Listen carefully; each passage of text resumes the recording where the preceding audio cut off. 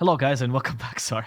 We're here with the DPC with the Winter Tour, of course, Div 1. We continue to be here, and we're going to analyze some of the match we just witnessed and also talk about the future matchup. Lava versus SG. We were talking about them going back to the bread and butter, and it worked. It just clicked. I mean, before we talk about some of the shortcomings of SG, let's praise Lava a bit, because I think we haven't been able to do that as talent for a while. Trent, first for you, did you feel like this was the Lava that you expected to see coming into this DPC?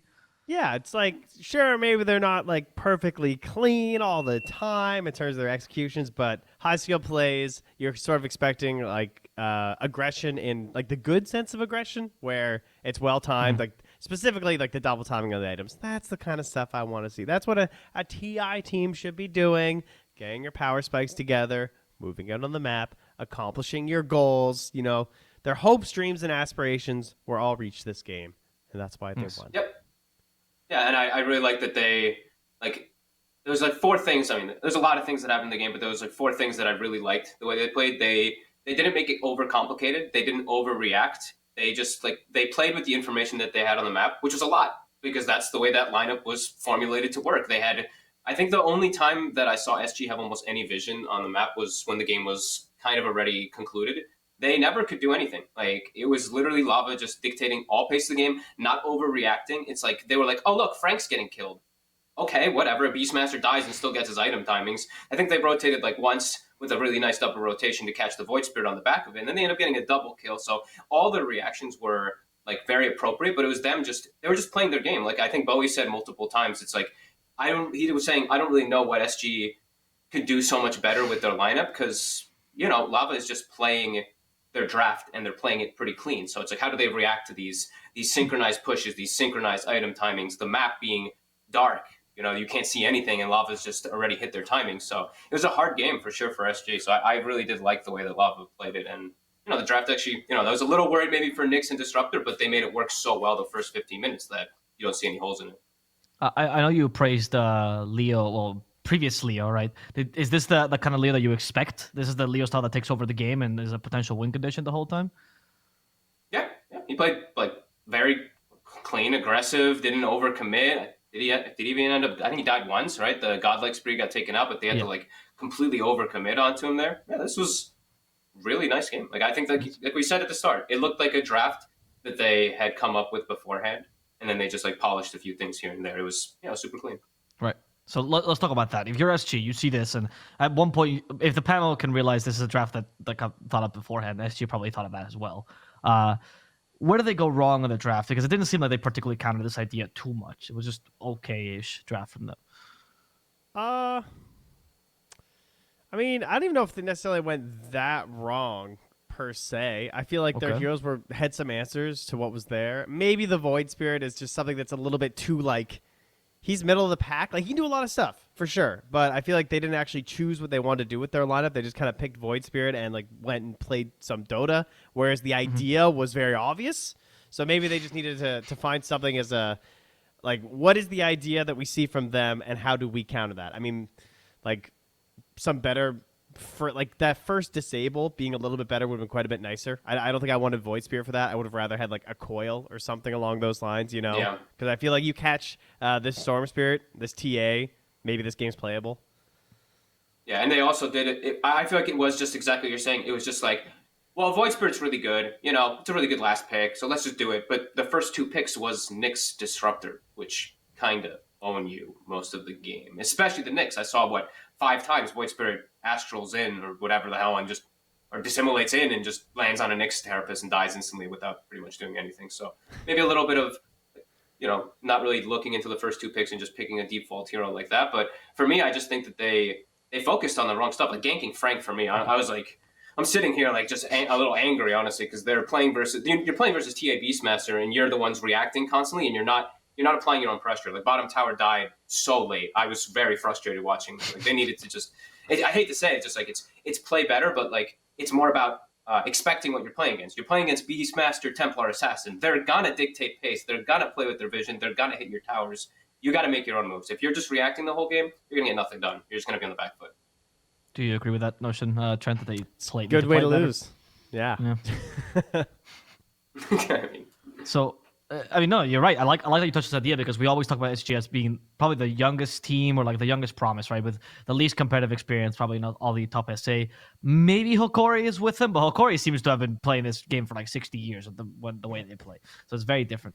How do you improve as a team here? I mean, Fog, I'm gonna now reach into your competitive experience a bit. When you're a young team, you're outclassed by veterans. You know you're not gonna be able to read the game as well as they can, or you're kind of aware of that. You're also a newly formed team. How do you improve? What is that you concentrate on the games to make sure that at least you're getting something out of them? One of the biggest things is really just it's playing on the right spot of the map. I feel like they played in the wrong place of the map. I think that's the biggest. That was like the biggest tell for me. It's like Void Spirit +1 are ganking the Beastmaster at his tier 1 top. It's like, okay, let's just break it down in a little bit more like basic kind of things. What are you looking to accomplish there? What are you looking to acquire? Because while you're doing that, you're rotating 3 heroes top to kill him. And what are you actually getting? You're getting a kill. Maybe you were doing like a warding expedition and it led to that point, but they weren't. They were doing that smoke literally just for a kill. So they're not gaining anything out of the map. The other 2 lanes are pushing in because that's where Lava was playing. And then they just TP react up top. And it's like, oh my God, we got a kill on a Beastmaster and not an objective at all. And now 2 lanes of ours are pushing in. We actually just played ourselves completely. So I think just, identify where to play on the map a little bit better. And if you don't have objective taking, like they didn't, because with one side had TA Beastmaster, which is easy to take objectives, and the other side did not have good objective taking. You got to kind of like overcommit yourself. Like get to that bottom tower, surround it with 3-4, take it pre 10 minutes. Like it's 12 minutes. That tower's dead. That tower's alive. Game over for me, honestly. Mid and bottom tower just being alive 12 to like 20 minutes. You can't make moves on the map at that point. Map's way too small. That is definitely one of my hallmarks when a draft ends and I go like, I see like Ember Spirit and, 2 other heroes that don't hit structures. And I'm just like, uh-oh. In this game, they had Doom, Bloodseeker, and Void Spirit. It's like, oh, they're not hitting buildings. That's not good. Can they kill Roche fast? Kind of, but like obviously not as fast as a lineup that you're facing. So objectives, especially because they kind of showed that pretty early with the TA and I guess they didn't have that many choices after the Beastmasters actually out, which is what really ramped up the actual aggression and the ability to take these structures so quickly. But they certainly needed some way they could actually trade a little bit better on the map here, and they did not have that. I liked your example, Trent, because I know that there's the other region you're casting where we'll see this, where they have like 2 cores that don't take objectives whatsoever, and then they're like, last pick, DP, maybe even a DK could fit here, and they're like, oh, no, Ember. No, and then you Ember. go Yeah. Every game. and that's the team that's going to lose that game, and for a fact that, I can't even say their name, it's Unique. They do this all the time. Oh my God, they're trash. Excuse you, it's who? Sorry, it's Mind You Games. mean Mind Games? Change name. It's true. Come on. It's owned by I Am Mind, the great Russian rapper. It's not every day a Russian rapper buys a Dota team, all right? So we're going to put his name out there. If there's any South American rappers, Portuguese or Espanol, maybe we could get one of each, have a rap battle. They can't understand each other. They should buy some teams too. You ever seen those? I'm sure Fog knows about these, the Batalla de Gallos that they do in South America. They're super popular. It's like literal rap battles. No, not that kind of Batalla de Gallos. I saw where Fog's mind went. No, the literal rap battles is like they're sponsored by Red Bull and they're like huge in South America, genuinely huge. It's just it's like a sporting event almost. Do you want to know what our equivalent, I'm guessing, to that is? It's something called. Do you mean R as a Canadian? Yeah. Okay. It's something called Crashed Ice, I believe was the official sponsored, also sponsored by Shocker. Red Bull. Do you know what that is? It's where they put people on skates and they make them go down like essentially a luge track, like a bobsled track with jumps, and they race down wearing hockey gear and skates. And it's pretty, it's pretty popular when it first launched. I feel like that's very That equivalent. sounds hype. You're taking the cultural idea, you're trying to appease them, slapping your branding all over it. Yeah. Okay. Yeah, sure. Yeah, I guess that's You're the Canadian welcome. equivalent of rap I battles. gotcha. I like that. 4D actually got one of the rappers actually for to make the promo for the DPC SA, which is very hype. Like a genuine nice. rapper from the rap battles. He got 4th. Yeah. Like wasn't even a bad placing. But we have a draft here. I'm glad we could do this little diversion about rappers, but we have some Dota to talk about. And we're hoping to see changes maybe for SG here in this game. Maybe in execution more in the draft. Do you guys think Lava will go again with this preset draft, though? Or this idea? I think there's some type of preset draft. I mean, they clearly, like right off of that one, you could tell they're the better team. So maybe they might just feel that way and just just kind of wing it a little bit more. But Right. yeah, I think they're the team that I give Moose a lot of credit. I really do. Like overall for the SA scene as well. I think he's always just been like a bit step ahead of the curve of the rest of the like supports down there. So I'm going to give him credit and say that he has a couple strategies in mind. And I mean, I also wanted to give him credit too because I think he was the MVP of the last game. Just his Blink character plays was really fun. But I think there's a lot to say just about him and his team that they should be better than they are right now. So yeah, I think that's why they stay with Moose. Like most people in Peru, they blame Moose because he was the latest addition to the team, and they just don't understand the value that he brings. A 4 that can also be a captain that watches Dota literally 24/7, and that always wants to implement new calm. ideas. Yeah, he's calm. That's the one thing is too. Like I swear, I talk to like all these players and everything, and like any of like the NA players, whenever they're playing with like the Peruvians or the Brazilians or whatnot, right? Like they'll be like, "Oh God, like Jesus Christ!" Like you hear the yelling, like Sladin starts screaming on his microphone or something like that, or one of them, like Kataro, starts yelling in Spanish. Moose is always just like straight to the damn point. Like he's like, "Shut up! Like we're doing this. Smoke 5 words." Like dude, this guy's always like just very focused on the game. So. yeah, that's true. Good praise for Moose. I think he suits Wu's playstyle as well. I don't think he's a yeller either, from my experience with him. I don't know if in pubs he's different. Leo, unfortunately, though, is 100% a yeller, so we're going to see if he gets to yell victory this game. Yeah, everyone knows him. Yeah, he's the terror of NA pubs, I've heard. Mm-hmm. Okay, so this, Mars, super OP hero, still, IMO. I think that hero just does too much, does everything you want in a draft. He also ends up being like a pseudo carry, like anti-carry. I think this hero still does too much. Probably going to get nerfed significantly at some point soon again. I mean, he keeps losing a lot. Like, his stats are always bad, which I think is very interesting. But he's about first Mars. pick. Yeah, but like it's true, but he is first. Yeah. But even in like pubs, though, I mean, like even his like pub win rate is always so low. It's always like 45% or lower. People are so bad in pubs. I don't know what it is. Yeah, I think people are just like really bad with the or just don't farm enough. But like I swear, whenever I watch like the high rank games, I'm like, all right, overwhelming blink, satanic. Like this guy is literally your one position from the offlane now. It's pretty disgusting. There's actually a stat for like how often you play a hero and how well you do with it in pro stuff. That's tracked on Spectral by a good friend of the show, Lee. Who was at TI doing stats, and it's always very interesting to see that with heroes. I feel like Mars probably has a good, like, it's like you hit the spears, you win the game, shoot arrow, hit arrow, win game, that kind of stuff definitely applies to Mars, and he's kind of like one of those default ones that offlaners go for, I think, when like, oh, I got to play offlane for my role queue, guess I'll pick Mars, and they just miss all the spears. That's a good point. It's probably tanking his win rate. I think that's actually probably the best point. It's just like the hero does so much, so everybody wants to play it. But the masters, the Mars masters, are like they're just machines. Because that I think that Zai clip that everybody was talking about the other day was one that comes to mind. It's like he drops the ult down just to block the carry from getting through. Then he halberds him at the last second. Then he puts the shield up, absorbs hits. There's so many little things you can do inside of fights that separates the best from not so good on the Mars. Yeah, that's true. Most people just think of it literally. You have to spear into your arena or you lose the fight. Yeah, like some people will do that. Other people, like the really advanced people, will like exactly when you can do this, but like you put the Mars ult down before, like you spear and then you Mars ult after. But you have to do it if you're at the edge of it and you have to cast at a specific point. So there's like a million different little cool things that you can do with the hero. Oh, that's amazing. So like you spear first and then you arena, so that's like automatic, and then they're like mid-flight and they land into the arena. It's pretty hype. Oh wow. It has to be done from like a exact point. You can't always consistently. Yeah, it like used to be easier. If you're in the middle, you can't do it. But if you cast the like, I think you understand the way I'm saying. If you like cast it so that the positioning of the first wall is behind you, and then it's furthest away, you can actually latch them. Well, that's hype. I want to see that. I don't know if SG is going to run that, but it's going to be able to do that. But it is a solid hero, solid combo of Mars and Dark Willow. Liquid at the forefront of this combo back in the olden days, now being one of the most popular ones. But Snapfire Axe, something that actually, Trent, you've been seeing a lot in the EEU. They love the Axe there, and the Snapfire is a popular pairing with it as well. Yeah, I feel like I have faith in Melee's Axe, and that's about it. That's true. Anyone else, I'm a little out on. The hero Frank's not gotten to see much quite Axe, risky. Actually, I haven't gotten to see too much of it, so I'm curious what you've seen. I mean, it's just like, I think he reminds me as a lot like Mars. I think he is a bit of a replacement hero in some regard, where like you can get some pressure on the lane, and then you're the one who just tries to start fights in the mid game. And obviously, you're a much shorter cooldown than Arena, so that's great. but it's also generally a little bit harder to execute. It doesn't like, let's say you hit the call.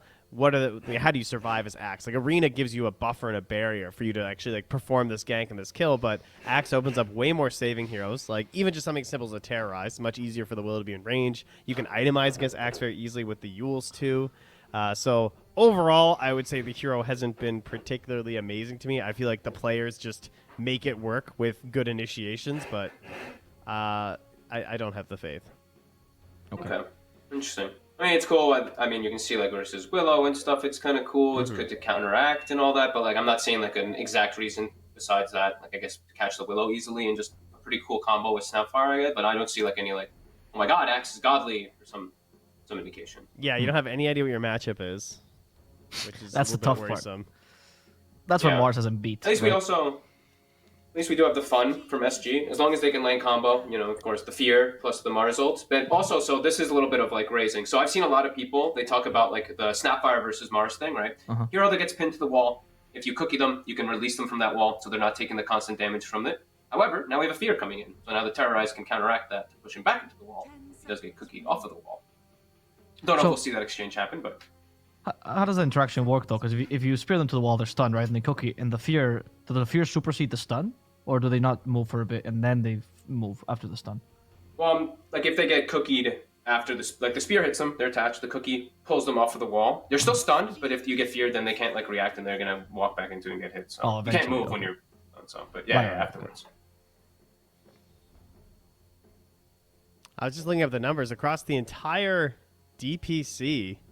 Both divisions, there's actually only been 9 Axe picks. Not a popular hero. I was like going region by region. I'm just like, oh, there's just like none in some places. What region is the most popular? Is it EU? Well, C had 0. I was going one by one here, so it might. Let's see.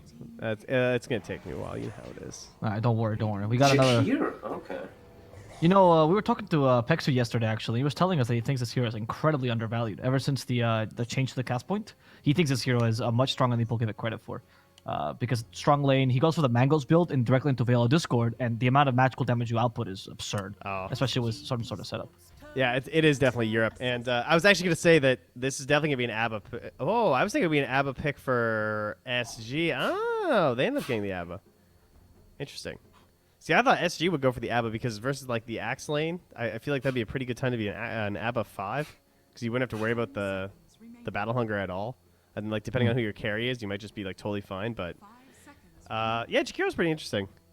I think very good if you have like decent setup, right? Like you don't want to be the first one in as Jakiro, which as for most 5s, I guess that's the case. But the long range chain on stuns is just it's kind of ridiculous. No one else really has that in Dota. Yeah, I think we've said it like even for quite a long time. Even before the buffs, people have always been like hoping the Jakiro, but for some reason he's still not seen. The games that I've seen, at least in high game, like high tier, high ranked and stuff like that, every time there's a Jakiro, there's a Rubik on the other side, and Jakiro looks miserable because you're playing versus Rubik. That's true. Yeah. But, I mean, that's not going to happen this game, so the Jakiro should shine, and they pick the TA into it, so that damage over time will be decent. There's an Abaddon to removed most of it, but okay. I've seen a couple Jakiro games I got to cast, and one thing that I've liked is when they have poor objective takers is even just rushing the liquid fire. Yeah. It's still completely viable. Like, obviously, I do prefer Ice Path, like getting as many points. It reminds me a lot of Disruptor, where I think, like, you only want to put as many points into Dual Breath as you kind of need to. Like, the second value point's really nice, and obviously it does well in the laning stage, and then you're kind of hoping to get as many points in Ice Path as you can, but then there's just this side piece of the liquid fire, and you're just like, could we knock down this tower if I just like start putting points in it? Like, could we get their tier 1 mid and top if I have 4 points in liquid fire? And I was definitely a doubter until I got to cast a couple of games where Jakiros were actually taking the points early, and it was clearly working.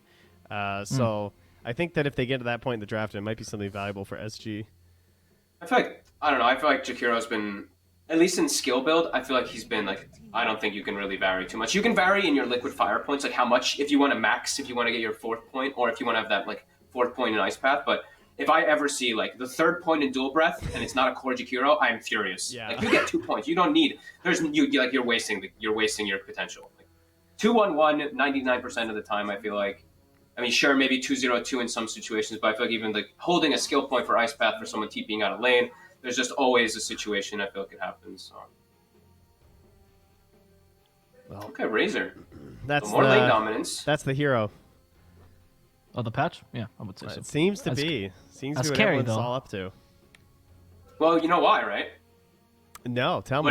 What I have theory crafted, because this was pre-TI. Me and AUI talked about some of this stuff. It's like, what's the 2 best items in the game? Oh, dude. Okay, I was on this. I swear, I've been Ready? on Are you this for ready? Yeah, so you know, long. right? Okay. Yes. Anyway. BKB and Refresher. Yeah, dude. And Razor Okay. is the absolute best BKB Refresher carrier in the game. That's true. So I think that's what I've been seeing most of the games. Every game I see Razor played, either by OG or even from like Arteezy, let's say from TI, it's that BKB Refresher, and it's just so damn hard to fight into him. Yeah, it really is. Like, I think just Refresher itself is the least explored item in Dota. Just been something I've been like thinking about a lot over the past year. Because I feel like there's gonna be some other hero that's gonna pop up like this year. We're gonna be like, because like Refresher keeps getting slowly better and better. They're like reducing the costs and stuff. So inevitably these heroes will start to filter out. But I feel like by the end of this year, there's gonna be another hero that just like builds Refresher super early, kind of like Refresher does. We're gonna be like, well, yeah, obviously you do that on this hero, but even for Razor, that hasn't always been the case, you know.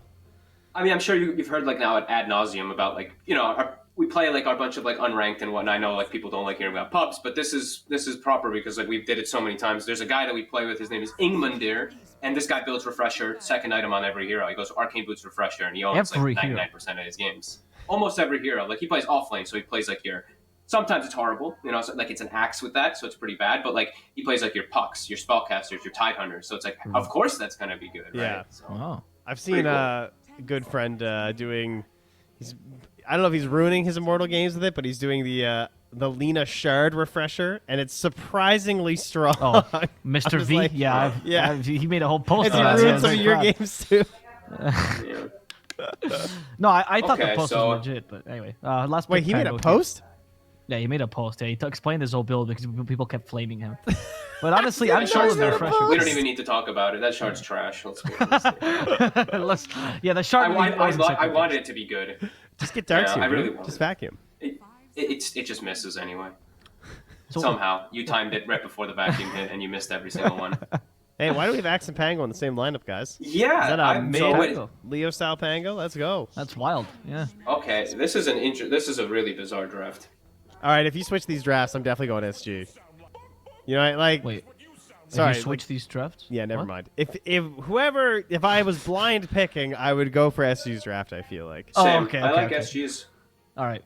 There's very limited. That's a last pick storm into Kiss a Mortimer cookie stun or a Pango roll stun or an axe call. It's really limited for them to actually catch this storm. He should have a really free game. Can Lava though outskill them like we saw last game though? Is this the kind of lineup that if you execute better than your enemy, it's solid enough, or is it just it's too much of an outdraft? I would like to see them get some vision of their jungle and their triangle, and maybe do a little bit of invading with some arenas and some Eye of the Storms, and I feel like SG might be able to do it. Okay. But I if like they're this. too passive, they lose. Are you a believer? Yeah, I think Ford? I think they could still fall deficit to the same situation that happened last time. I see TA, I see Shredder, and I see Lucky Shot. So Roche is going to be something they have to keep on their menu because I think same thing could still happen. I think it could just be like 30-minute death ball kind of thing that comes out. But they have much better responses, and I do think, I mean, I give SG a favor this time based off the draft, based off the teams. No, but Yeah, but for draft, SG's got it. That's what we're thinking. Can they mitigate the difference in skill? We'll have to see, but this is certainly an improvement, or maybe the opposite for Thunder or for Lava. We're gonna have to see as the game number 2 is going to begin, and for that we have the two wonderful casters of SeekNStrike and Dota 2 Bowie. Thank you very much, Avo. Bowie, last pick Storm Spirit looks pretty free, right? Like as Fogged was saying, your best catch is Cookie or Axe Call or Rolling Thunder. They've got ways of controlling this Razor a little bit better, but the biggest difference I see between this draft, to me personally, is SG have a much better offlaner who can fight early, fight actively, and that's the Mars. What are your kind of thoughts and collections on this draft? Oh, but did everyone just okay? Well, if we're talking about the draft, I do feel like SG's draft is better, but like I guess like the core, the idea that Lava has is still so similar to the first game that I'm kind of scared, honestly. Like, sure, maybe the Storm is hard to kill, but it is a KXY Storm. You know, he is very keen on just diving and doing some weird stuff in the mid game, and I just look at lava and it can just go inside the Roche pit, and now you don't have Snapfire on the enemy team to contest that Roche. So that kind of scares me. But I would agree that like when you look at the heroes, it does feel like the team fights should be better for SG than they were in game 1. Yep. I mean, there's no Snapfire kisses, but they do at least have themselves Chikiro. They've got a Mars Arena, Brambles into the pit. But yeah, it's still really scary, right? Because Lava's very much proposing a very similar kind of tempo, and maybe even a bit faster. What we saw first Roche 14 minutes in, I believe, in game number 1. Definitely probably going to see it a bit earlier. Of course, depending on how the lanes break down for both Lava and SG. How are you feeling about this ABBA support pick as well for Lava? You have any kind of feelings, any thoughts on that? Of course, picked for the Jakiro.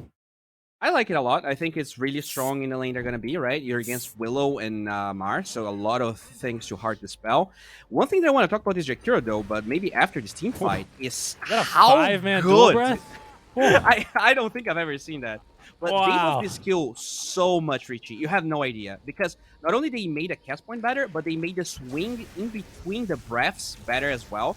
So it's 40% faster than it used to be. It used to take 80%. I'm sorry, 0.85 seconds, and now it takes 0.5. So it's like it's 40% faster or something. It's insane how much better and how easier this should lane with Jakiro now.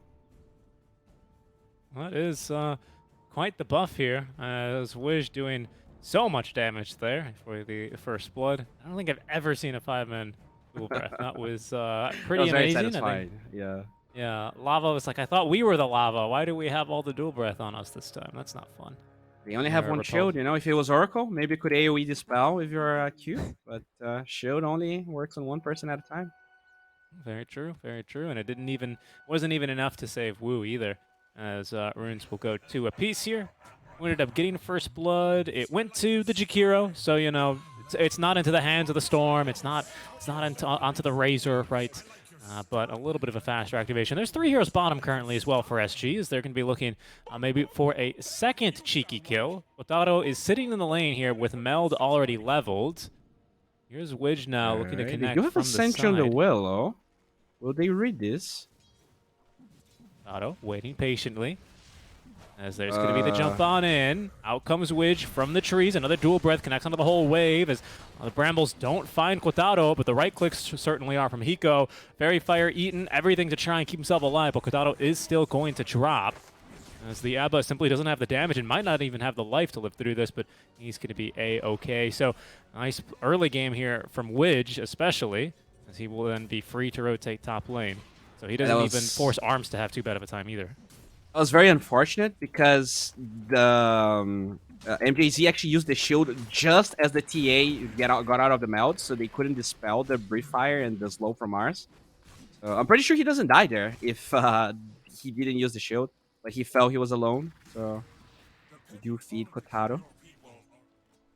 Deception, and Wiz is immediately back at it top lane as well with the dual breath. No, he's not going to have the damage for this kill with all that regen underneath the tower, in addition to that Tango, but does force Moose to pop that self. Hero here with, he's rich, man. Ring of Bazzi already. Ooh, we're position 5. Love to see it. 1-0-1 already. So low. He is really rich. I do, you know, we're actually talking about lack of lockdown for Storm, but I think if they actually just rush a Blink Dagger on the Spangolier, he's probably going to go for like a Javelin or a Maelstrom, but once he has Blink, I feel like it's really easy for him to just jump on top of the Storm, and then the Axe can quickly follow up with the call. It's impossible for the Storm to really dodge it, unless he like has vision and expects the jump to come. So that could be scary for KXY. I'm very interested to see how Leostat is going to itemize this game. Good point right here on this mid-Pangolier. First item into the Orb of Corrosion, which is also going to help do Roche a lot faster. But just such a value item, right, for anyone with these instant auto attacks kind of things, like Swashbuckle is. Gotta love the true efficiency, dropping the Iron Branch to activate the Water Rune, man. Love to see it.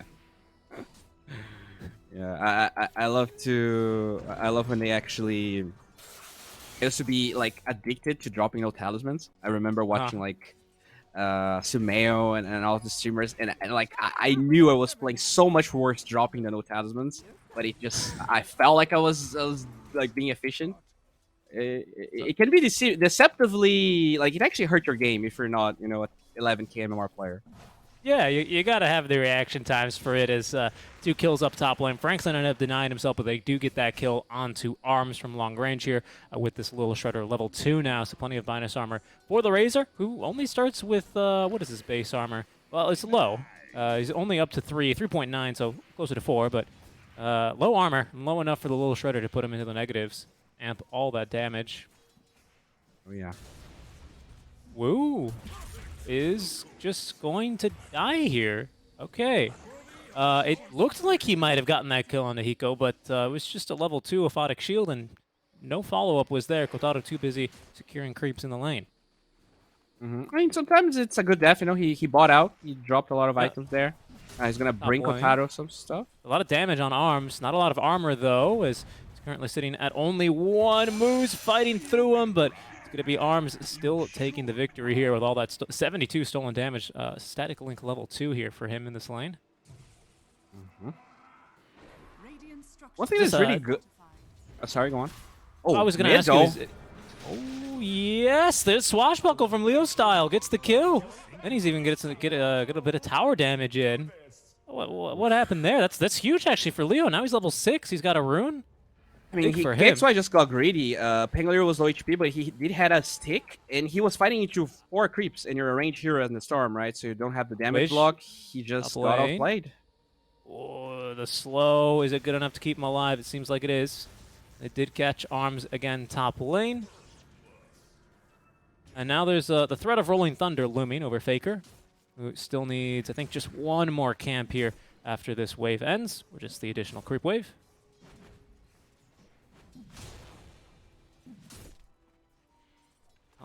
I was going to ask, especially because now there's been a lot of deaths in this top lane. Razor with 2, Frank with 1. Wish still deathless in this game. He's having a flawless support game so far. But it seems like SG are playing this very aggressively. They think this is a kill lane here with the Razor now. 2 points in the plasma field, 2 points in the link.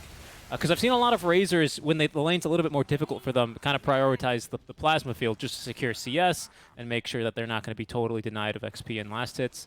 Do you agree, like with this Jakiro build, now 2-1-1 as Fogged recommended, is this a kill lane even against the tanky axe and the Snapfire? So here comes Faker. It's definitely a kill lane. Maybe this answers the question. Ice Path is ready as Moose is going to snipe the courier there of Faker that had the gloves of haste on them, though. I mean, it is a kill lane, but I think the hard part about this lane is that you have 2 strength cores, right? So even though you have a kill lane, at the same time they're super tanky. Even when they rotate the storm, they don't get the axe kill. So maybe they just got you baited into their tankiness. Yep, there's probably going to be a kill mid lane. As make a lot of space here. This is at least Wish, but or LTH, pardon me, but he's still going to drop. Top lane, where we look, there's been a link here, 72 damage here yet again. And last auto attack will secure the kill. Leo Style, though, with the Rolling Thunder here. No mana here on the Storm Spirit as he actually jumps over the rock. I thought he was going to bounce off of that. Faker is going to get fed a mango here. He's got a little bit of mana now to zip underneath the tower. The Axe Call is going to find Arms. And Frank, he wants to go for this kill. Slowed by the Plasma Field, he will not pursue up the high ground. That was weird. Why did Leo make that jump there? I thought he was going to just bounce and get that kill. Yeah. Can you not bonk off that rock? Yeah, you can. I think he just misclicked. It was... Okay. Maybe he was scared that the storm would just use the rock to kind of protect himself as well. But it definitely felt a little weird. He was out of mana, though, because if he did have mana for the Swashbuckle at the end, he would have gotten the kill. Right. But unfortunately... Unlucky for Leo Style. Still gets something for his troubles there top. Storm level 6, though, is going to be a little bit more difficult to catch. Like you said, until Leo gets this instant sort of initiation, the Blink Dagger, for example, he's not going to be able to reliably get that catch. Bot lane, though, Kotaro's having a pretty decent time, 42-6. Not really stopping the Mars from farming that much either, so Hiko as well doing a pretty decent job, I believe. Yes, is going for this armlet build, so has the Helm of the Iron Will already, and that'll help him lane a bit longer versus the TA. Yeah. I hope they kind of activate Hiko a little bit more this game. It felt like he had a really good game in the with the Doom, but they were never really rotating to his lane. And once again, they had Storm top in this game.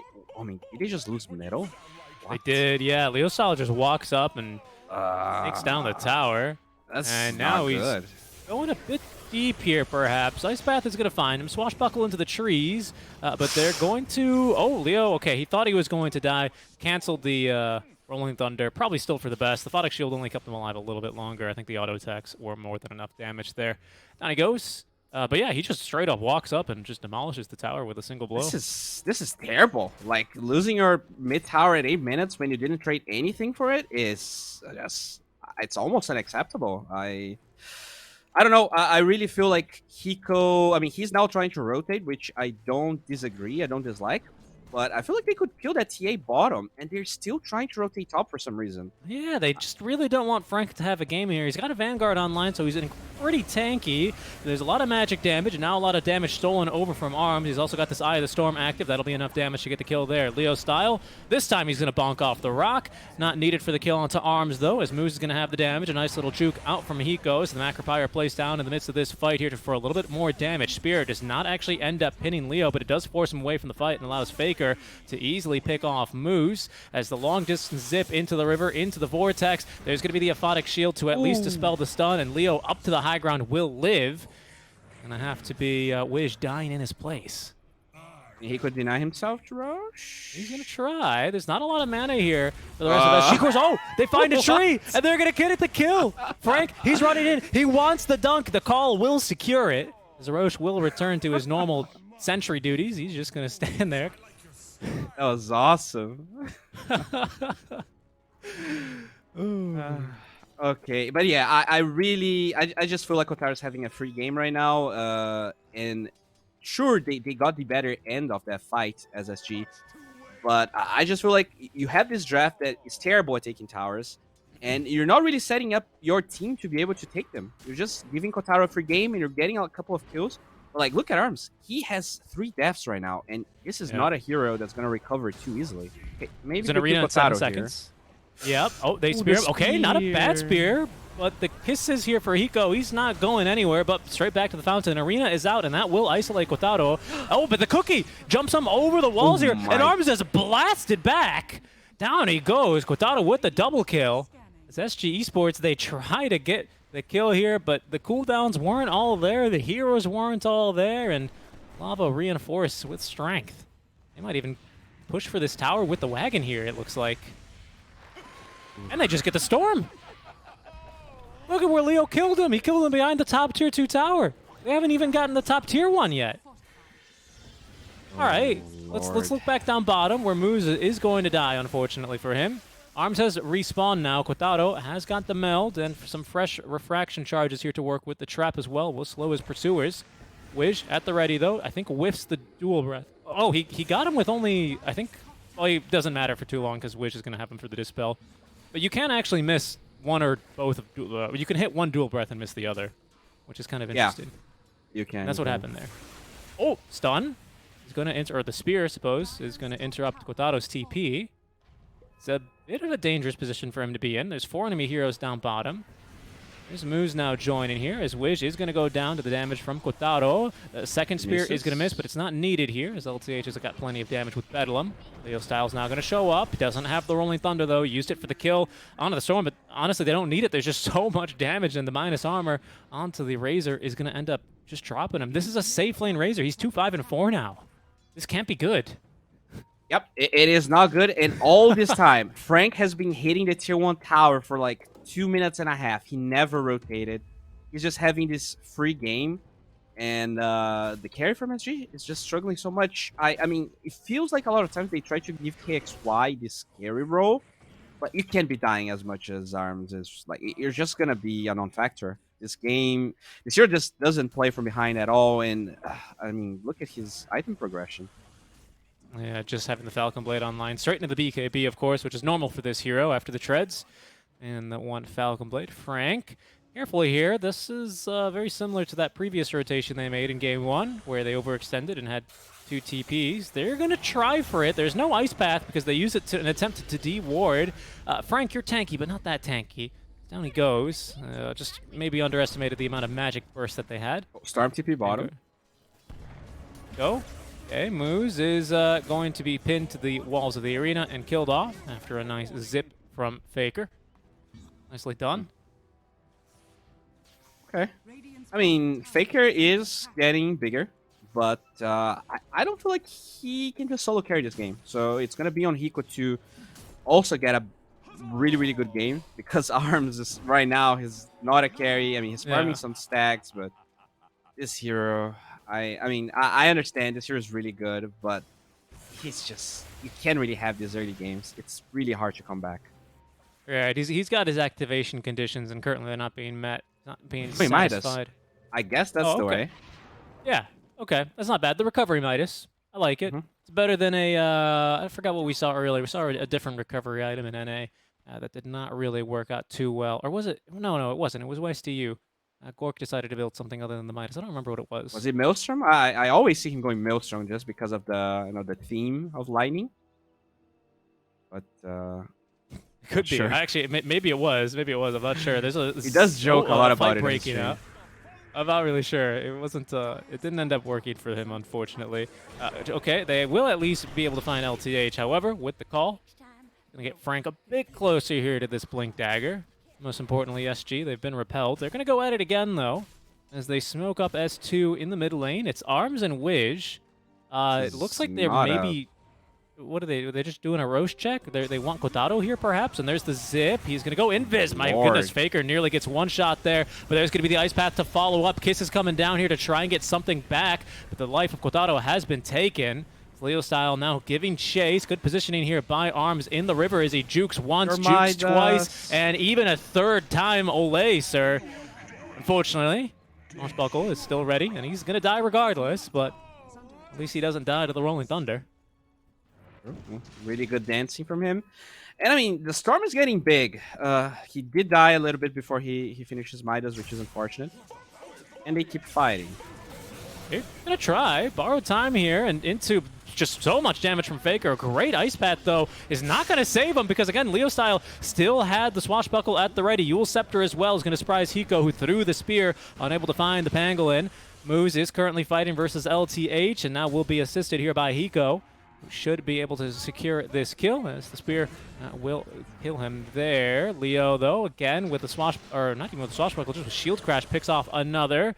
Paul is out, but of course Jakiro doesn't really attack all that often. Another great spear here. Does actually end up stunning Leo Style. The dunk comes through, but the dual breath applied allows Hiko to at least pick off the Pangolier. This is an exciting game, isn't it? Well, averaging well over 2 kills a minute. Yeah, this is the perfect SA game. Just tons of kills, crazy builds. I think Fogged is probably struggling in his chair right now because this Jakiro didn't really respect the laws of Jakiro from Fogged. But looks like they're just gonna roach. Literally exactly like the first game, just force a fight, make sure a lot of cooldowns are spent, and you can roach in 10 seconds. Yeah, there it is, the double melds. That's a full medallion. No, a full solar crest, pardon me, up for Moose already, and a max little shredder. Yeah, down it goes. Aegis #1. Oh, don't forget, there it is. Aegis #1 now for Kotaro. Right. So yeah, this TA just gonna farm for 5 minutes. They'll try to force a couple of towers, but whoa, they're jumping. Are gonna try and get this Aegis off of her. A Cookie into the Aphotic Shield. Good saves here to get her out of that bit of trouble. And there's gonna be a great call now. Kiss is raining down. Oh, but the dunk wasn't enough damage here. Faker's actually, he's dying here to Battle Hunger, but he's gonna TP out and make it home in time. He'll be okay. I mean, I kind of commend this goal because, ideally, if they can force a couple of cooldowns, just take the Aegis. It's not a bad idea, but it feels like they don't really know where the heroes are, and they just go anyways.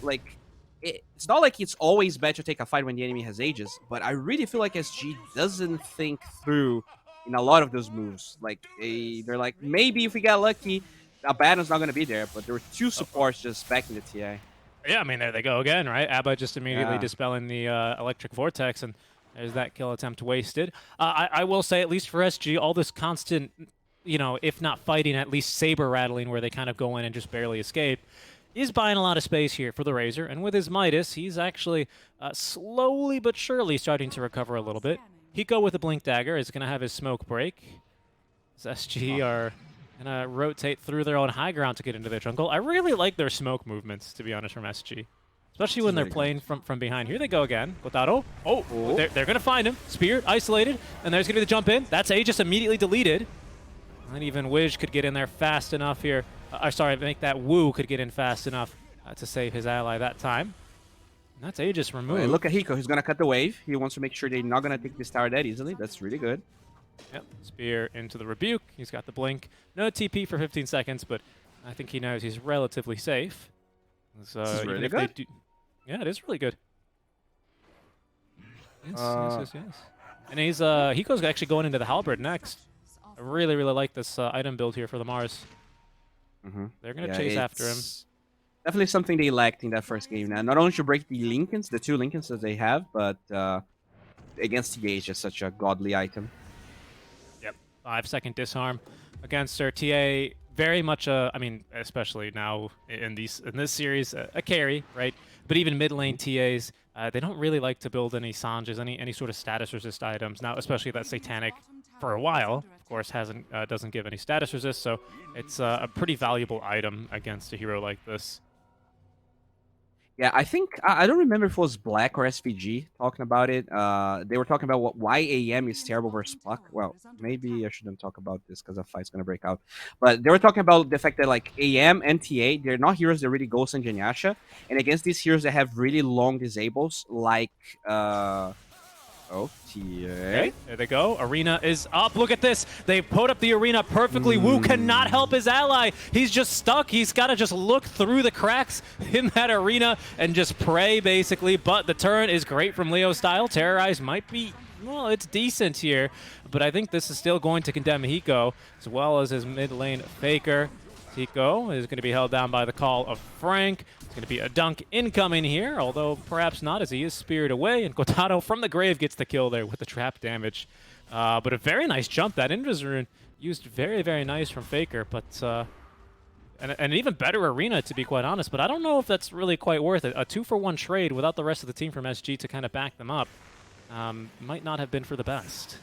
Yeah, and it's not like Lava was in a position to be able to take any towers. I feel like it was a little bit unnecessary. You know, just like in game 1. Not terrible, not great. The Razor is recovering, though. That is, you know, we're talking about Arms. He's going to Midas just now. And he has BKB in about 400 gold. And there's a long ways until Roshan is up. Yeah, Wish is going to take it at the top. But, I mean, hey, that space. Faker's going to cut an extra wave. There's no Fortify available for this one either. Leo style. He's got Rolling Thunder in 2 seconds. This could be problematic. Faker, he's going to be able to escape. It's 2 seconds too long.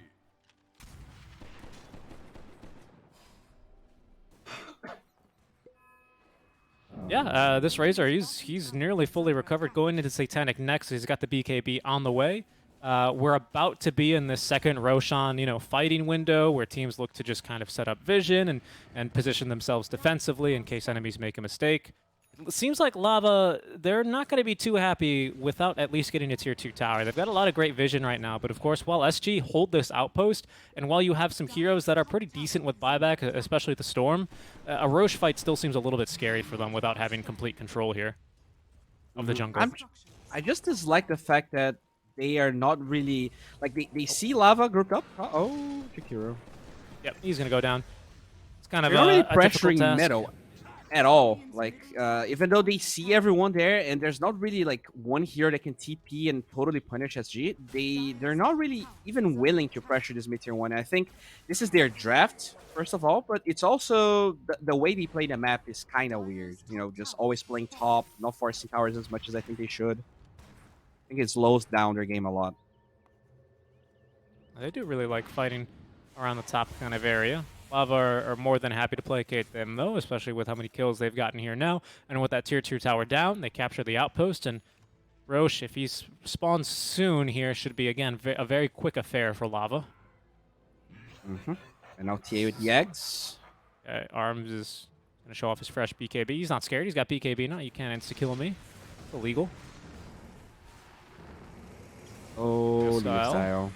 Who is he found here? Looks like the Willow for now. Faker, though, is going to make a different jump in this fight as taunted up and eating these kisses is going to be Arms, but only temporarily, as now in trouble is going to be Moose. They will be able to take him down.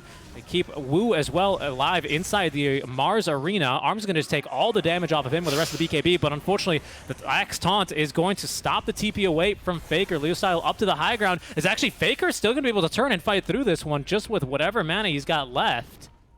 That is going to be a fantastic fight here for SG Esports as they pick off 3. It's before this Roche window. He can't respawn for at least another minute, but it does allow them to regain control of their jungle finally.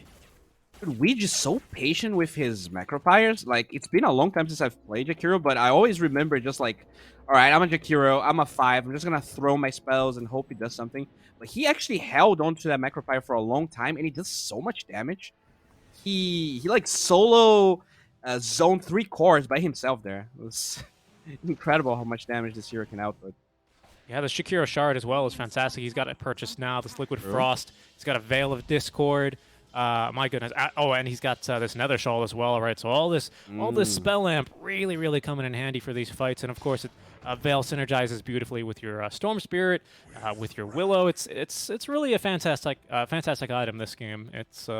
Veil's one of these items that not every single hero can kind of just purchase, though. It's kind of in a weird spot. There's Hiko, makes a jump in. They catch Leo Style. He's going to be chain stun. Good save here from the Abba. Is going to allow him at least to get off the roll up. They need a little bit more damage here. Just another right click would do it. Ooh. As the Storm is going to zip into a bonk there. A blink away. Is he going to try and TP? No way. Leo, oh, he goes into the tower, and unfortunately that's going to be just enough damage to kill him.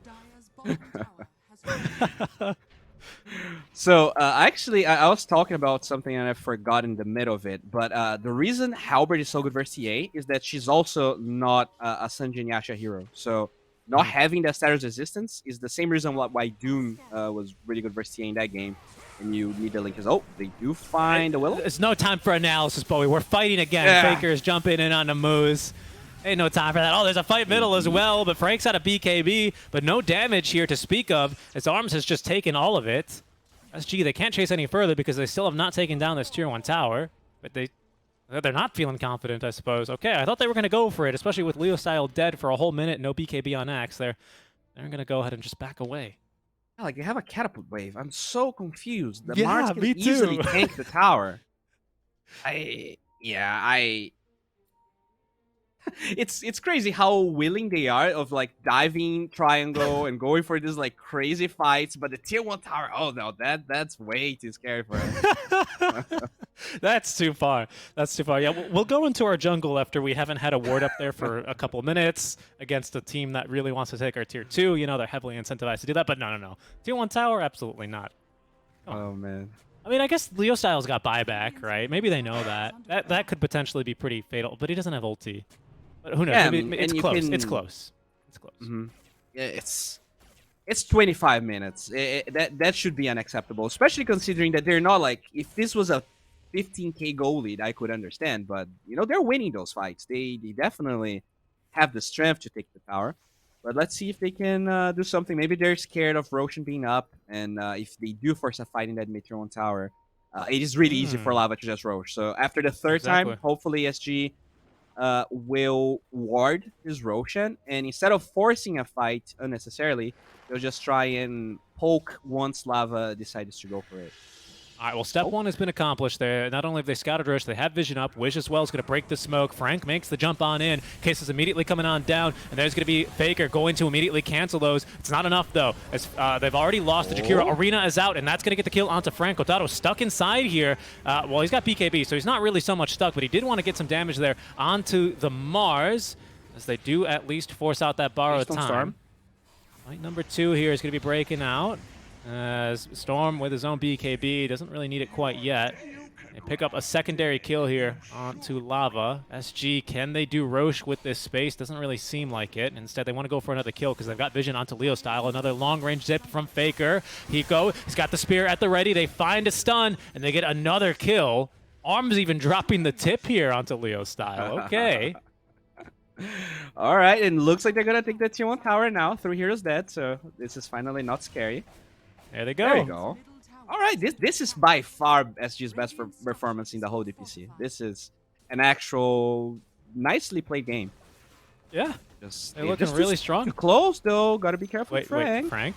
Yeah, he's going to get a big old call on it, too. There's no kisses to follow up on this, but they might not need it with all this damage onto Arms. Frank looking for the dunk. Unnecessary there. There's Kotaro, closes the door here onto Arms. Down he goes. Secondary call for LTH. Kotaro picks up the second kill, and he's going to look for the second Aegis as well, as there's Arms receiving the tips right on back. Bowie, the caster's curse. How could you have done this to them? You always bad manner after the game's over. That's just how it goes, dude. It's karma. You gotta be so careful. And also, they were not like, I don't think the play was bad. They were not in good positioning. The Razor was way too close than he had to be from the tower, so that's why the call ended. That is going to be then second Roche, Aegis, and the Shard here for Templar Assassin. Has Kotaro? He has bought X Scepter here on the Templar Assassin. Yeah. He has. He's been farming, teleporting. It's really fun. Guess he doesn't really feel that there's a lot of potential. Well, they forced the BKB, but he doesn't have a TP scroll. He Or doesn't have a mana to TP zip. scroll or mana. He's gonna be able to zip here in just a second, but it's not gonna be a very long zip. Oh, and he gets actually pooped up to the high ground, but Leo Style still has a swashbuckle. All right. And that's, we were talking about KXY. This is the classic KXY move, by himself, very far away from anyone.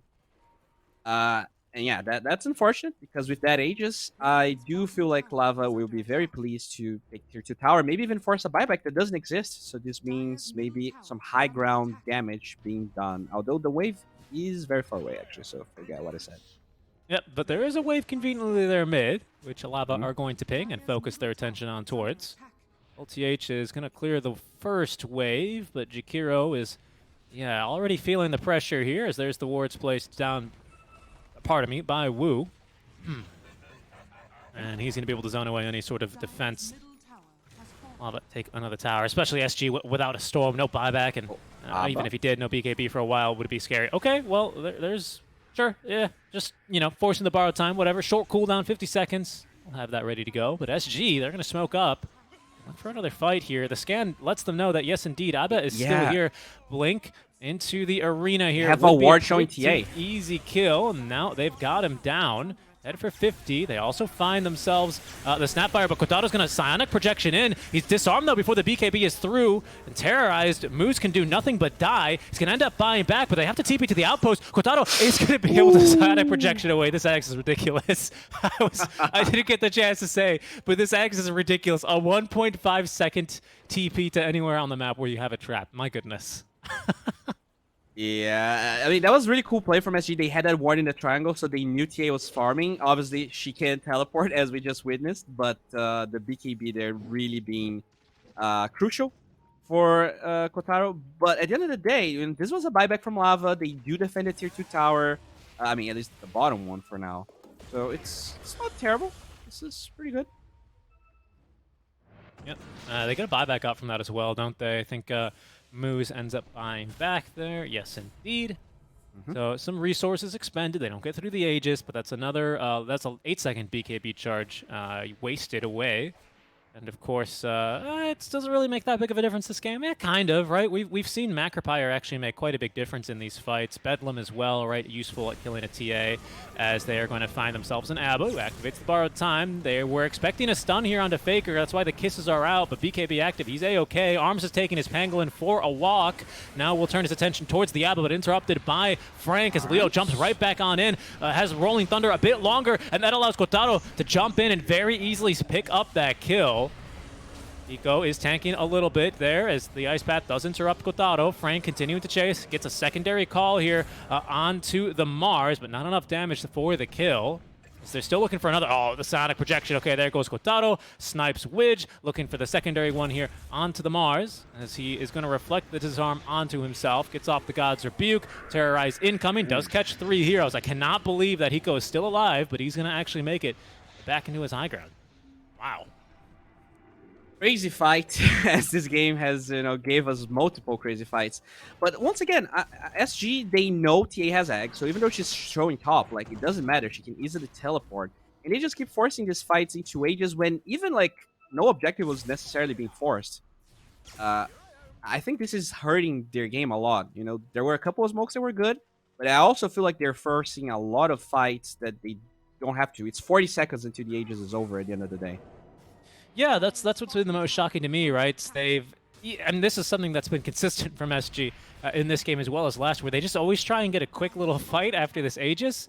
And perhaps that's why Kotaro decided to go into the Ags. I mean, it also allows them to just do this and farm Ancients and then come back and immediately fight, so it's a good item for this purpose as well, of course, and it's kept him alive a couple of extra times. But it's also good for this purpose, right? Because whenever the SG, who are just so willing to clash, do so, there's just always a trap nearby, and he's there, ready to fight. That's not traditionally what a TA does, right? That's not what you expect it to do. It's not a Spectre, right, who is kind of the hero that is used to doing this. She kind of does become Spectre, though. That's a good point. Yes, Spectre doesn't really have to charge the teleport, but still pretty good nonetheless. Yeah, I mean, 1.5 seconds. I don't think that's too much of an ask for the TA to become basically soft Spectre as they jump onto Leo style. They're going to try and get through him. BKB forced out. Sorry, make that roll up forced out.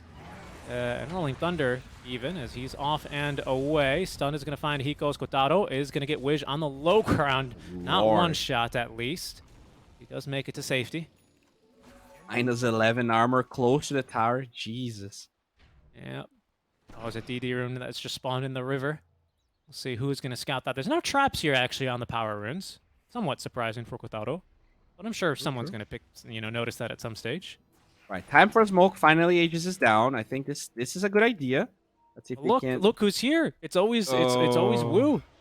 Just breaking these smokes. This is not the person they want. They're going to end up getting pulled in a long fight, and there's that DD room active for Kotaro. He's also got this 25 talents, 8 refraction charges incoming here. I don't know if SG can even tank through that as Kotaro finally joins the fun. Terrorize does not find him. The disarm, though, is real good. That's going to burn a lot of this BKB duration.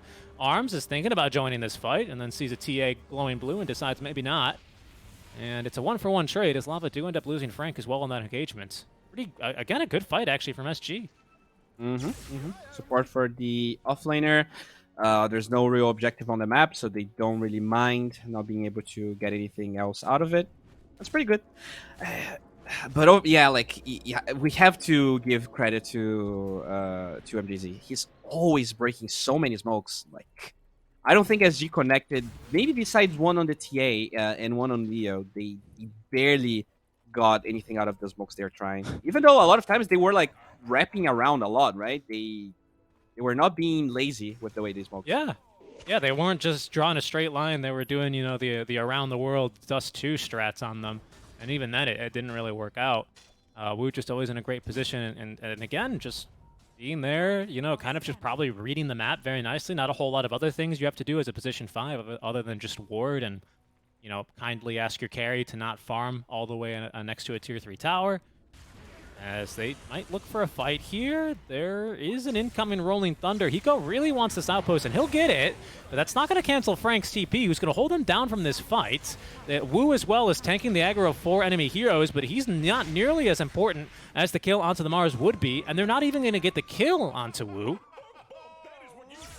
Yeah, I feel like Wu, it's also a little bit of KXY's fault, but he's just spending so much mana trying to proc the curse, the borrow time on Abaddon.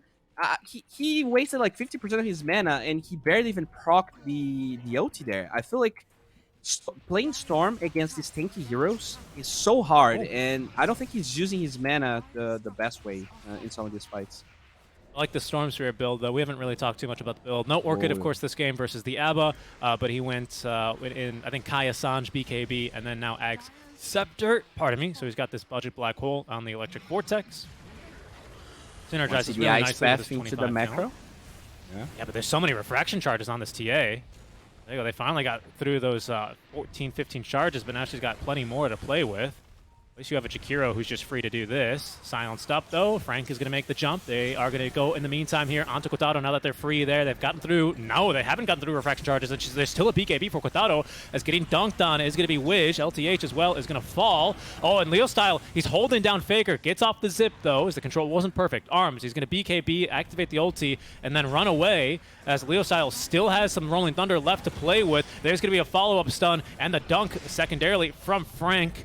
Third now as well onto the Jakiro, who just bought back. Arms is going to buy back as well. It's a great arena here, but they go again onto Wu, and he just activates the borrowed time. Kotaro with his BKB is going to just walk outside of this arena. There's going to be now Moose jumping back with a shard stun as well onto Hiko. He is surrounded and likely picked off here as well. Down he goes. No buyback available for the Mars. And I do believe finally this is, I think, the team fight to end it. Yeah, this is not looking great. The refresher got delayed because of the buyback there on Arms. Yeah, I mean, they have to take this fight, or else they're going to lose everything. Yeah, it's so difficult, though. No Jakiro in this fight means that, I mean, there's just no way you get through 14 refraction charges. How do you do it? There's just no way. Yeah. I mean... They will have one fight, right?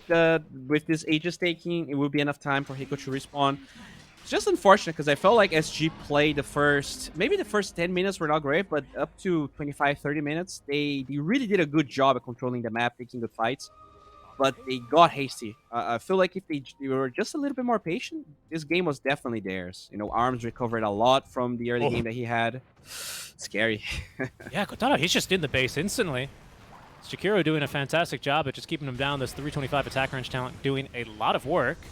All those dispels, though. I mean, there's still 10 refraction charges. Macropire's up. They have good control here. Onto Kotaro is there's going to be Faker zipping around the fights. They do proc the borrow time, but they've lost themselves LTH here already. Leo continuing to roll around. He's going to look for Wish, who force-taps himself underneath the tier 4 towers. Leo will not persist, but Kotaro is going to be speared up back to the high ground where they will get his first life. Arena is erected here for the second, and they're going to stun him immediately. No chance to get off the refraction charges. All the saves in the world are not enough here, Bowie. They take down the Templar Assassin. Leo's continuing to roll around in these fights. Gets another stun there to boot. But a fantastic hold from SG. It just cost them the buyback of LTH. Huh. Okay. Yeah, that was definitely hasty. I don't feel like the TA needed to teleport in the base just after Roche ended that way. But yeah, I mean, Jakiro is a really good high ground defend hero. Overall, I feel like SG took this fight well. But status quo of the game, still very grim. So if SG wants to come back, I think they have to work hard for it. Ideally, I would like to see them just using this time to get some wards, group around the tier 1 top, make sure you at least know where the TA is. But they are kind of split right now, which could be very scary. Yeah, Frank is on the prowl for some kills here. He's got his own Scepter now, which is going to apply Battle Hunger to affected units. Also reduces armor by 7. Wow, okay. I think that's going to be the bigger point to this Ags this game. Well, we have some time. Oh, hold on. Maybe we don't have time. Leo is here. Faker. Okay, he's got an illusion rune to dispel the battle hunger, but he's kind of low on mana. They also just bought him a gem, and Leo, he wants that gem. He's got eyes for it, but Faker gets off the BKB at least. I think he makes it out of here. Yeah, he makes it out of here. Okay. Being an SG fan is so hard, dude. Faker is always just messing with my heart. Oh. Okay. He's, making sure that the heart rate's, is never too low. Exactly. You gotta get the blood flowing a little bit. All right. So, yeah, I mean, it's going to be a pretty decent window until Roche is up in terms of buybacks. How are we doing here on the side of SG? You have Mars. Okay. It's pretty much just Mars for now, although Storm will farm his pretty soon. Okay. By the way, I think we're... Oh, 27. Hold on. That's 27. and then -6, 33 with Little Shredder is...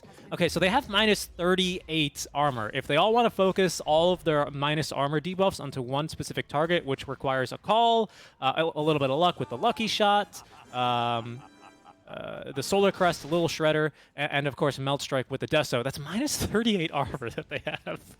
I think even a TB would kind of shudder in his boots at the thought.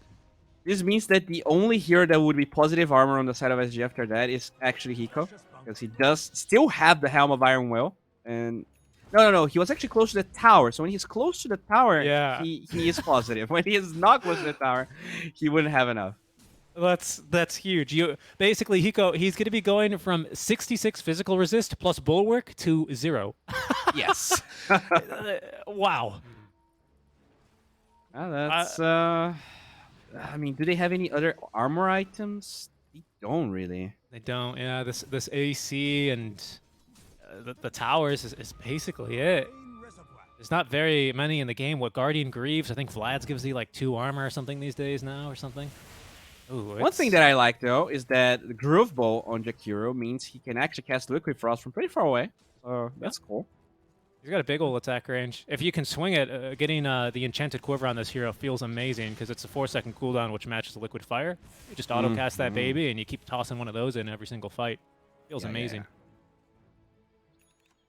Yeah. Very, very true. So, I mean, SG... I really feel like they have one, actually. I'm surprised he's not using the Quiver. Yeah. Huh. What is he holding instead? He's still holding on this Grove Bow?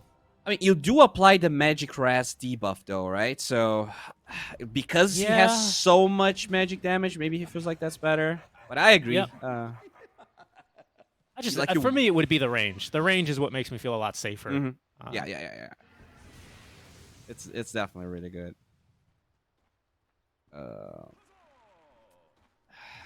Leo, he almost has BKB online. Well, I'm sorry, BKB. Make that Ag Scepter. So this is going to be a Pango with the 4-way swashbuckle. I guess it's a 2-attack swashbuckle, but with Basher as well, he could be looking for a lot of crowd control here in these fights. My goodness, Lava, they're so rich, though. We have so much money. That's what buybacks usually do to you. That's kind of like your, I guess what the Americans would call... Oh, man, I actually lost the timing of the joke. What's the name of your college... Endowment funds? Yes.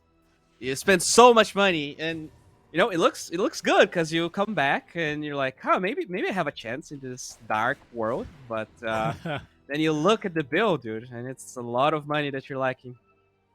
Yeah, I mean, let me take a peek at net worth here. I've had to buy back up for the last 10 minutes. My goodness, yeah, this Kotaro is definitely a trust fund baby, born with a silver spoon for sure here. My goodness, he is running out of slots here quite quickly. Going into the famous 7th item here, Refresher. They might be waiting for next Roche, which would be 4th Roshan, so he would be carrying everything. Last time it was the Refresher Shard. Didn't get to see that put to much use last time. But the Ag's Blessing is going to be available, and I think there's only... Maybe that's why Leo's not purchasing his Ag Scepter yet, because he's like, I'll just get it from Roche. Yeah, that's very true. Hiko, smoke breaks. Yeah, they're going to get... again, it's just Wu, though. That's not who you want. Kisses are coming down as well, so Hiko gets a 4-stat from his allies. That'll get him to safety. Rolling Thunder is being channeled, though. It's a big call. It's going to catch 3 heroes. Frank's level 25. He's got the AoE talents, and they got the dunk. Down goes Arms. He BKB'd, though, but he's going to buy back and try and get back into the second fight. They will finally get this kill onto Wu, but Frank is going ham. He's found a second dunk, a second big call. Triggers a couple more buybacks, but Faker, he's down for 80 seconds. There's going to be LTH going down as Faker is now going to buy back a big old zip. He was hoping to try and find Kotaro. Kotaro might make the jump back onto him, though, as with the Shard, he's going to be silenced up. Vortex doesn't find anyone here from Faker as the 4-staff gets moved to a safe place. Now Lava might look to push further. They've got a 5v4 advantage. Will they play it patiently? Roche is up soon, potentially. They're going to call it quits for now. No, they're not. They're going to go to bottom.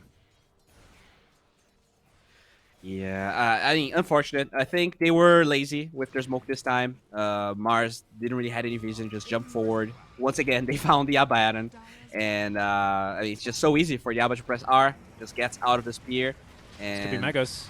Ooh. And it likely is, as they're going to be holding down Hiko, oh my goodness, this damage. Big old Vortex does catch quite a few heroes. Arm's going to refresh and try and get into this fight here with the double Eye of the Storm active. The Link as well. He's sapping so much damage here as they force Kotaro. They almost get him speared up to the high ground, but they've disarmed him, which is good enough. He's so low to die in here, but still kept alive through the BKB. He's going to turn, and Frank gets the dunk onto Faker. Wish is going to be the last to go. He buys back, but he's all alone. And Lava, they're going to find their first win here of the DPC season with a 2-0 victory over SG Esports.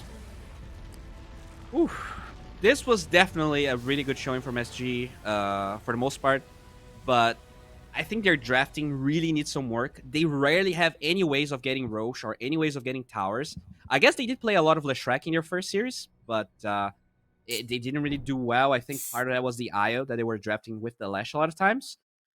But like their team fighting is good. Like they do team fight really well. They lane really well. But I think in terms of drafting, it really needs some extra work because it feels like even when they get an advantage, they cannot do anything. They were just like watching the TA farm a lot of the times, and that's just rough.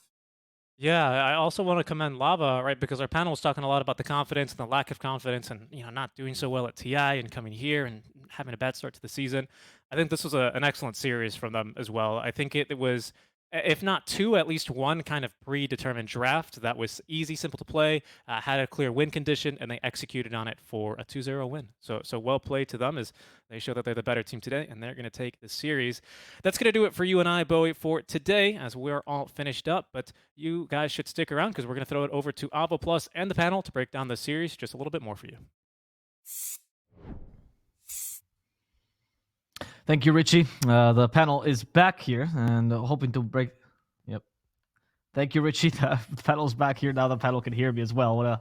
What a nice thing to have. So, guys, we I think we said everything that needed to be said about SG and their issues. So I want to end on maybe a more positive note. I think Bowie already started that a bit. So I'd like to hear from each of you. Starting with you. Something positive you saw about SG. Something you thought like they did pretty well, or a strength that you saw in how they played. For SG, it seems like, how do I spin this positive? Oh, wow. They understand their heroes. I feel like they take the hero that they get individually as players, and they try and achieve the goals of those heroes, and that's why they look good in team fights. Like, I feel like they understand their hero at a very micro individual level. The problems seem to arise, as I go to the negatives, when you actually take in the team dynamics of Dota, because if they don't have a hero that does something, they will not do that thing. If they don't have a Beastmaster, they're not in that tower. I don't know how else to explain it. It feels like they're just playing these isolated games. But their team fights are good. Okay, that was the most complex praise I ever heard. I regret asking you that question, but good job, Trent. I'm so sorry. Let's go on the other side. Maybe that's easier. No, I want to hear Frog. Tell me some parts about Lava. Something you loved about Lava in this game. Oh, I think that they you can tell that I feel like anything I say I'm gonna flame a little bit right now on the other side, but I feel like Lava, all five players, you could see that they. God, it's gonna come off like such flame, but it is what it is. They played their heroes with confidence, and I think you could see that they're very comfortable on everything. I know we're saying in team fights and all that, some of the spell casting from the side of SG was pretty good, but I see this the combo plays that coming out from the Snapfire, let's say, again from Moose. He's landing these double stuns. He's letting his scatter into his cookie stun very cleanly. He's not out of position.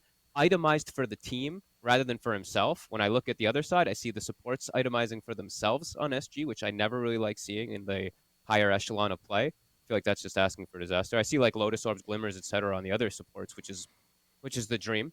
I feel like Lava's just they did everything they really needed to do with their draft, but they took over the map and dominated and didn't play afraid. I think that's probably the biggest thing I'll go with is no fear. I feel like when I see a Pango playing versus a Storm Spirit in the middle lane and he takes the tower, that kind of says everything for me in the game. The fact that he's not afraid to even put himself in that position. I think he died immediately afterwards, but absolutely worth 10 out of 10 worth it. You could do that 100 times in a game, it would be worth it. Getting tier 1 mid, your mid tower wasn't even hit at that point, I don't think. From versus a Storm Spirit as a Pango, that's crazy. So I feel like they just played to their strengths, but also just played without that fear of, oh my God, what's the other team doing? It's just we're gonna play our own game because we know what our draft is supposed to do. Okay, I like that. Final thoughts. We're getting ready for another extra piece of content coming up soon. I just want to hear what are your final thoughts on the Pango pick? Because I know when we saw the Pango, it was like, oh, okay. Did you feel like it made sense now as the game progressed, Trent? Yeah, I think it is something they played before, if I'm not mistaken, last season. I feel like because more teams were playing it then, but they definitely had more of like a standout one for Leo style. And when I watched in the game, I was like, oh yeah, this is actually kind of sick, this game, because if you can get those initial stuns that you're talking about, like with the axe, and then they have a lot of chain follow up there, right, with the Pango rolling through. And versus the arena, it's just that's where it really shines, this game, right? Like they had no way to stop him once he started rolling. They had no BKB piercing, and they didn't even really want to buy it. Like who's gonna get like an Abyssal? No one's getting Abyssal. Abyssal Pango in itself kind of sucks anyway, so he's just free once he gets rolling. And he had such a good lane that it's like these effects that happens in games when your early game doesn't go as you expect it to, right? Like your Storm versus Pango, your Storm should be fine. Your Storm should be winning that matchup. Your Razor, your Jakiro versus like Axe Snapfire, you should be winning that lane. Instead, Razor's 0-3. He's in full recovery mode in the point of the game that they're supposed to be strong. So, like I heard Bowie was saying, up to like the 12-minute mark or so, the game was pretty disastrous for SG, and then they started finding their footing because ARM was finding their farm. But that's not the way that their game is supposed to be played. Razor's supposed to be ahead. Right. He's supposed to be able to be the one dictating things. Instead, they're completely on back foot for like 12 minutes. And hey, they're weathering their storm. They're getting some decent fights, but that's not the game that they want to be playing. Sure, they can still win at that point, but Razor, when he's catching up, that's not where Razor wants to be. Razor wants to be where that TA was instead of where he was on that net worth early on. So these mistakes early game, they really spiral out of control, and they cause the game to look a lot harder than I feel like we could have anticipated when you look at the drafts, because that game looked really hard for them to recover at one point just because they're very behind on two heroes, and Pango has Yules, and Storm has to go Kaya Sanj instead of going for Orchid for pickoffs because he's versus a Baden Shield and this Yules on Pango so early. So a lot of adaptation that came out for SG that I feel like if they got to play their game again, they'd be like, this is not what we want to do. This is just what ended up happening. We wanted to be ahead in the early game with Razor Storm. Right. Let's look now at the team who was ahead, as we managed to secure an interview with the captain in 5, who I will now ask his official name, but we all call him Wu here in the South American community, but we're gonna have to see. So we're gonna go to the interview here, which I will be interviewing and translating. Hello. Perdón. Hola. Hola, ¿cómo estás, Wu? ¿Qué tal? Hola. ¿Se me escucha bien todo? Sí. Antes de empezar, ¿cómo te llamo ahora? Porque yo te llamo un Wu, pero ¿es Cat Depende del público, de la gente, no sé. O sea, Wu, Cat You, MJC, cualquiera está bien, creo yo. ¿El nombre te lo pusiste por el jugador de Nubi? Young, ¿es antiguo? ¿O es casualidad? En parte, pero es casualidad, porque ese era un nombre que estaba antes en otro juego. O sea, se usaba en un RPG que se llama Brian Soul. Y ese nombre lo tenía por ahí. Entonces me gusta su nombre. Y coincidentemente también hay otro jugador que es parecido a su nombre. Solo que no tiene el O, creo. De China, sí. So he says that I'll ask about his name really. He says you can call me whatever you want. You can call me Wu, you can call me Cat You, whatever. But he says it's an old name that he used in an old role-playing game that he had, and he also knows it's a coincidence that there's also a Cat You player in China, which he considers pretty good. But the reason is just it's an old name that he used to use. So now, as we move on from the hardest question, let's move on to an easier one, which I want to ask about his storyline and like the post TI coming into the DPC. No sé si me puedes explicar un poco cómo es, o sea, cómo pasa el T para ustedes y cómo llegáis a la conclusión de que debéis manteneros juntos como equipo, porque es una conclusión fuerte, quiero decir, después del T. Sí. No, hablamos todos los 5 juntos. Estuvimos en el cuarto del hotel los 5 juntos. Estuvimos hablando de qué pasó, qué fue lo peor, lo que pasó, cosas buenas, malas, de todo el transcurso que hubo, los meses que platicamos ahí, el resultado. Y planes para el futuro de cada uno, ¿no? De lo que iba a pasar. Y en ese día o esa noche, como que hablamos todos juntos de qué queríamos hacer, de si seguir juntos o qué cambiar y qué cosas cambiar del día a día, ¿no? Y eventualmente llegamos a esa conclusión, ¿no? Que queríamos ir jugando juntos, mejorar los aspectos o las cosas que hemos hecho mal, creo yo, cada uno. Y sincerizarnos con nosotros mismos, ¿no? Ser sinceros con cada uno. Y bueno, estamos trabajando en eso, ¿no? Hasta ahora. Okay. He says that after TI, they got together in the room and they talked about, well, what went wrong, what they had to improve, et cetera, et cetera. And as the talks went on, they kind of went and said, well, what do we do now, right? And they kept on talking. They kind of came to the conclusion that they kind of wanted to stay together. But there was an important difference, which is that they had to recognize that there were issues, that there were mistakes, and that happened, and that they had to be honest with themselves. And now they're continuing on this improvement and they're trying to communicate with each other as much as they can, try to be more honest. Se podría decir entonces que hay una relación muy fuerte en el equipo ahora mismo, o sea, aparte de como jugadores, sino como amigos. Sí. Sí, o sea, siempre se mejora, creo, en este tema, así que. Sí. Convincente, me ha sonado muy convincente esa respuesta. Bueno. He says, "Yeah, there's a strong relationship in the team. Then it's always better to be friends than just simply players." ¿Me puedes explicar cómo es el camino hacia el progreso? Has hablado de la honestidad, ¿no? Pero ¿qué hicieron después del TI para preparados para la DPC? ¿Cómo afrontaron esta nueva temporada? Se podría ir trabajando en los aspectos que no hemos trabajado mucho fuera de juego y ¿qué es? Fuera de juego y dentro del juego, ¿no? Más que todo eso. Quizás más que todo fuera de juego, no sé, porque hemos ciertos hábitos que teníamos que no eran buenos, creo yo, o cosas que no se le decía a uno de que hace esto o mira esto, cosas así, ¿no? Y llegando al DPC, el objetivo era mejorar ese aspecto, ¿no? Como equipo. Tenemos como que cierto, se puede decir, nuestra comunicación no es la mejor a veces, creo yo. Y eso es lo que estamos trabajando, ¿no? Ahora. Entonces, por eso digo que ser sincero, ¿no? En ese tema. Claro. So he's saying that after TI, what they were looking to improve the most is things inside and outside the game, but mostly outside the game. And he remarks that multiple times, like mostly it's outside the game. And the thing that he thinks they have to improve the most is the communication between their teammates. He says that their aspect that they're missing and that they still haven't really improved on yet, but they are improving it day by day, and I think they're making good strides. Vale, pregunta final y te dejo de ir ligeramente comprometida, Wu. Solo te quiero preguntar, después del TI, siendo sincero, y tampoco te sé contestarme, pero ¿hubo un poco de pérdida de confianza como equipo? O como jugador en ti mismo por el resultado?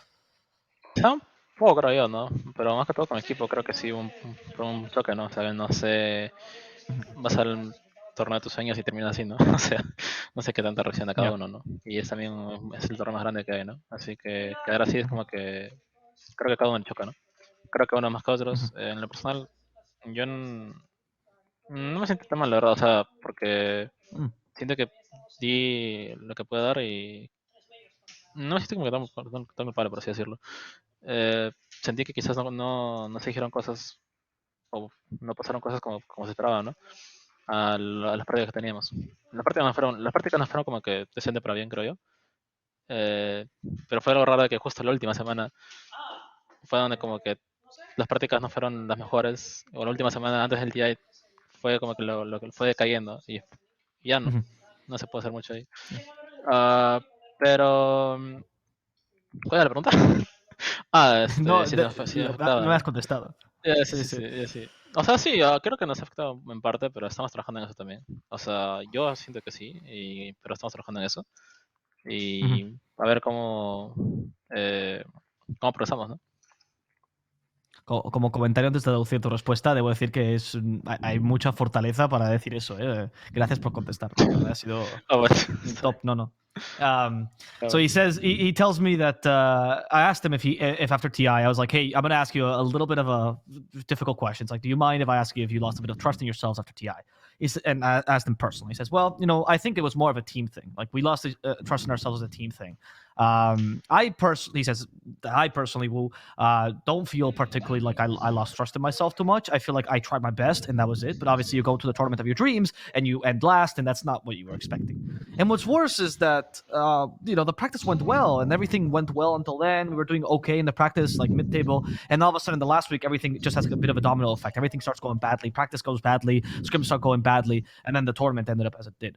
And right now, this is something that they're trying to work on as well, like having more of this stability, more of this sturdiness. and they're trying to regain that trust in themselves. They might have lost it again in the tournament of their dreams. Well, I'm just going to bid him goodbye. Muchísimas gracias por tus respuestas, tu honestidad. Es un placer siempre tenerte aquí y felicidades por la victoria. Gracias. Gracias, igualmente. Cuídate. Un saludo. Chao. Saludos. Goodbye. Yeah, sorry. I realize my production does not speak Spanish, and when I say goodbye in Spanish, they don't know what I mean. Yeah, that was. I'm glad I got to interview him. That was. Yeah, he was very honest with me, so I really appreciate that. I mean, when a team does this, it's so unique that getting them to explain the idea, they're having an inward look in themselves and they're looking to improve all these factors. It makes me think very highly of the players to be able to do that. And I feel like for them more than anything, it's even more important after the unfortunate disastrous TI run. This was for this team, like the majority of the players, they were good. This team was great. Like they even contesting top 2, top 3 majors, whatever, doing really well versus these top teams and everything. And then something happened. So it makes me happy to hear that it's not like, you know what, we hate each other now and we're just going completely separate ways. We're actually looking to work on stuff outside of the game. So that's, I think longevity of teams is something that's always been a problem in Dota, especially in South America and North America. So hearing them at least hash things out a little bit is top 10. Yeah. Good stuff. Right. Yeah. Trent, are you impressed? Does this touch your little Canadian friendship heart? It does. I think we talk a lot about this now. I feel like with all kinds of players and players themselves, like we like to ask questions about that sort of dynamic because it's something that we don't really get a view of. We get to watch you play Dota. We don't often get to hear what's happening even during a game or especially outside of it. But players are now bringing that in themselves in a lot of conversations because it's become such a major talking point across all the teams. I think a lot of that credit definitely goes to OG in itself in terms of like how they communicated and how that was brought up as being such a strong suit. They win 2 TIs, and then Team Spirit, very similar sort of feel of just like us and the Buds gonna win some Dota, and so everyone looks back in and they're just like, is that our problem? Are we not best buds, guys? Do we need to be best buds? So yeah, it's anything to win. That was the awkward question when I asked him. I was like, "Are you guys friend of the team?" And he's like, "Yeah, maybe. Yeah, somewhat." Which is, I was not expecting that answer from a team that sticks together. I thought it was going to be best buds forever as well, like you, Trent. But some people just that even gives me more respect for them. They're working on it not because they like each other as people, because they think they work as a team. That's the true Dota way. But with that, unfortunately, Dota has to come to an end today because we only have one series today. Lava congratulate them once again for the 2-0 they accomplished against SG. We will be back tomorrow, however, for Div 1 SA Dota. So if you want to tune in, the best way to do so is just follow the channel. Time is but a concept, and time zones are super hard to figure out. So if you follow the channel, you get a little wee email. It tells you exactly when we're live. You don't have to worry yourself with all these complicated things. So I do recommend that you do that instead, and you can watch some more Div 1 SA Dota then. And of course, in the meantime, we'll also have some Div 2 as well. And from the everyday on now, either Bowie or myself will be here to make sure that we get interviews with the players, either translated from Portuguese or from Spanish. So you get a little bit of an inside look in the region.